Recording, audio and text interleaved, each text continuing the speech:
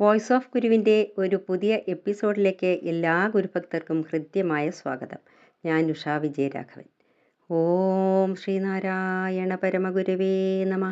ഓം ശ്രീ ശാരദാംബായേ നമ. ആചാര്യപാദങ്ങളിൽ പ്രണാമം. മഹാഗുരുവിൻ്റെ മധുരവാണികൾ കേട്ട് സുഹൃതികളാകുവാൻ ഭാഗ്യം ലഭിച്ച എല്ലാ സജ്ജനങ്ങൾക്കും എൻ്റെ വിനീത പ്രണാമം. കഴിഞ്ഞയാഴ്ച നമ്മൾ സദാശിവ ദർശനത്തിൻ്റെ ഒന്നാമത്തെ ശ്ലോകമാണ് അർത്ഥവ്യാഖ്യാനത്തിനും മനനത്തിനുമായി എടുത്തത്. ഇന്ന് രണ്ടാം ശ്ലോകത്തിൻ്റെ ആശയത്തിലേക്ക് കടക്കാം. നമ്മൾ ഒന്നാമത്തെ പദ്യത്തിൽ പഠിച്ചു, ജ്ഞാനേന്ദ്രിയങ്ങൾ ഓരോന്നും വേറെ വേറെയായി ജഡങ്ങളെ പിന്തുടർന്ന് അനുഭവിക്കുന്ന വിഷയങ്ങളെല്ലാം അകന്നു മാറി ധ്യാനത്തിൽ ഏകാഗ്രപ്പെട്ട് നിൽക്കുന്ന മനസ്സിനെ അല്ലെങ്കിൽ ചിത്തത്തിനെ സമാധി അനുഭവത്തിൽ അലിയിപ്പിച്ച് തന്നിലേക്ക് ലയിപ്പിക്കുന്ന ആനന്ദസാന്ദ്രമായ ശിവസ്വരൂപത്തിൽ ഒരിടത്തും അമംഗളങ്ങളില്ല. ശിവസങ്കല്പം മാത്രം അവിടെ വന്നു. അത് സ്ഫടികം കൊണ്ടുള്ള ശിവലിംഗം പോലെയായി. അതാണ് അമംഗളമില്ലാത്ത മംഗളസ്വരൂപമായിട്ടുള്ള സുന്ദര രൂപമായിട്ട് നമ്മൾ ആദ്യം കണ്ടത്. അങ്ങനെ ശിവസ്വരൂപത്തിലേക്ക് ഭക്തി ഉണർന്ന ഒരു സാധകൻ അടുത്തുകൊണ്ട് ഇരിക്കുകയാണ്. എന്നാൽ രണ്ടാം ശ്ലോകത്തിലേക്ക് കടക്കുമ്പോൾ ഇവിടെ ഒരു ചോദ്യം ഉയർന്നു വരികയാണ്. ഇഷ്ടദേവനായ സദാശിവന്റെ സുന്ദര രൂപത്തിൽ ആരോപിച്ചിരിക്കുന്നത് 2 കളങ്കങ്ങൾ ഉള്ളതായിട്ടാണ്. അപ്പോൾ പിന്നെ ഭഗവത് സ്വരൂപം സർവമംഗളമാണെന്ന് എങ്ങനെ പറയാൻ കഴിയും? അതിനുള്ള മറുപടിയാണ് രണ്ടാമത്തെ ശ്ലോകം. ഇനി ശ്ലോകം ഒന്ന് ചൊല്ലാം. കളം കറുത്ത കൊണ്ടലുണ്ടിരുണ്ട കൊണ്ട കണ്ടെഴും കളങ്കമുണ്ട കണ്ടനെങ്കിലും കനിഞ്ഞു കൊള്ളുവാൻ ഇളം പിറക്കൊഴുന്നിരുന്നു മിന്നുമുന്നതത്തലക്കുളം കവിഞ്ഞ കോമളക്കുടം ചുമന്ന കുഞ്ചരം. ഇതാണ് ആ പദ്യം. ഇനി വാക്കുകളുടെ അർത്ഥത്തിലേക്ക് കടക്കാം.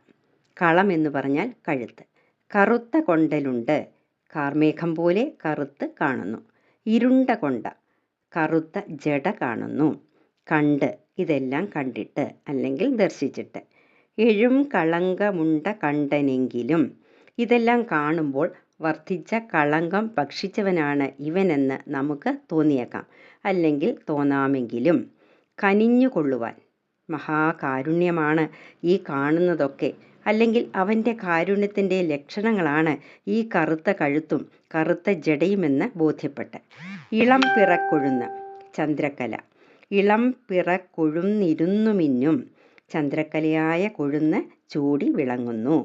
ഉന്നതത്തലക്കുളം കവിഞ്ഞ, ശിവന്റെ ശിരസിനെക്കുറിച്ചാണ് ഇവിടെ പറയുന്നത്. അത് ഉന്നതമായിരിക്കുന്നു. ആ ശിരസിൽ കുടം കവിഞ്ഞതുപോലെ കാണപ്പെടുന്ന ദേവഗംഗ ഒഴുകുന്നു. അങ്ങനെ ദേവഗംഗ ഒഴുകി പരന്നുകൊണ്ടിരിക്കുന്ന ആ കോമളക്കുടം അല്ലെങ്കിൽ ഭഗവാന്റെ സുന്ദര രൂപം. ചുമന്ന കുഞ്ചരം, ചുമന്ന മതയാന. ഭഗവാന്റെ സുന്ദര രൂപം ഒരു ചുവന്ന മതയാനയെപ്പോലെ ശോഭിക്കുന്നു. അതായത് ഇങ്ങനെ ഒരു കാഴ്ച ഭഗവാൻ ശിവനെ നേരിട്ട് കണ്ടുകൊണ്ട് പറയുകയാണ്. ഇത്രയുമാണ് വാക്കുകളുടെ അർത്ഥം. ഇനി ആദ്യത്തെ 2 വരികളുടെ ആശയത്തിലേക്ക് കടക്കുമ്പോൾ, കളം കറുത്ത കൊണ്ടലുണ്ടിരുണ്ട കൊണ്ട കണ്ടെഴും കളങ്കമുണ്ട കണ്ടനെങ്കിലും കനിഞ്ഞു കൊള്ളുവാൻ.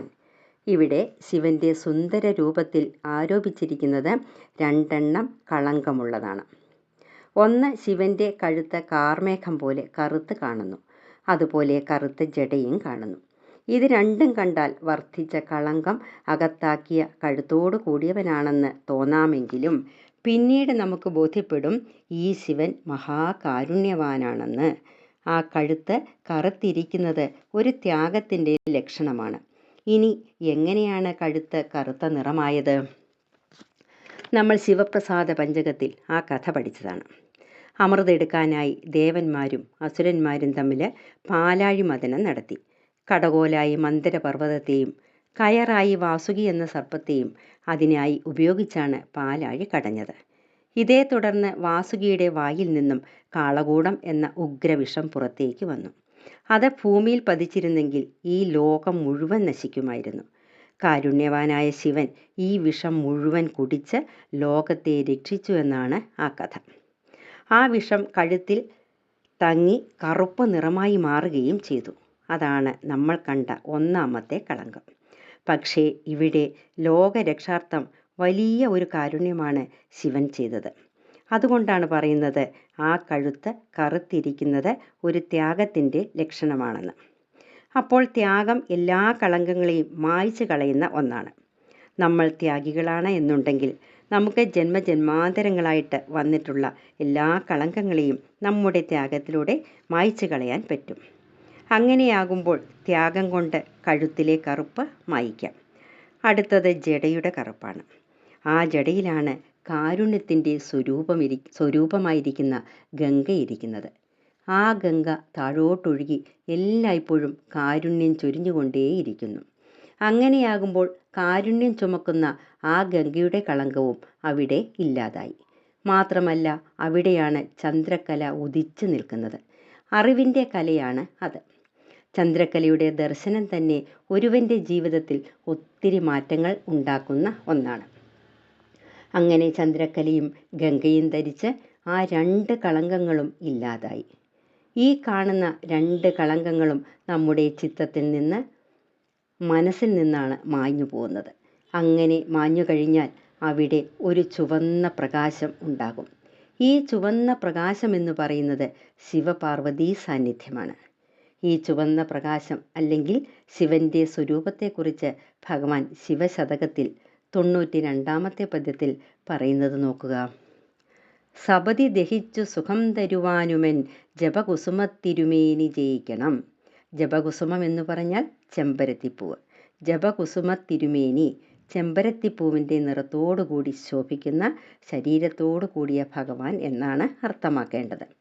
ആ മനോഹരമായ കാഴ്ച തന്നെയാണ് ഇവിടെയും ചുവന്ന പ്രകാശമായി ചിത്രീകരിച്ചിരിക്കുന്നത്. ഈ ശിവപാർവതി സാന്നിധ്യത്തെ ഒരു ചുവന്ന കുഞ്ചരം, ചുവന്ന മതയാനയോടാണ് ഉപമിച്ചിരിക്കുന്നത്.